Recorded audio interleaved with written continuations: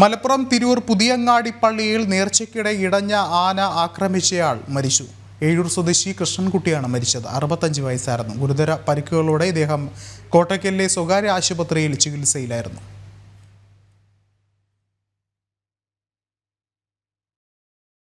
ഇക്കഴിഞ്ഞ ചൊവ്വാഴ്ച രാത്രിയിലായിരുന്നു പുതിയങ്ങാടി നേർച്ചയ്ക്കിടെ ആന ഇടഞ്ഞത്.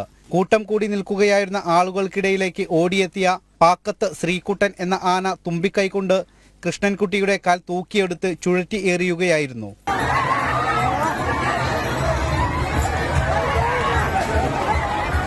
സംഭവത്തിൽ തിക്കിലും തിരക്കിലും പെട്ട് 10ഓളം പേർക്ക് പരിക്കേറ്റിരുന്നു.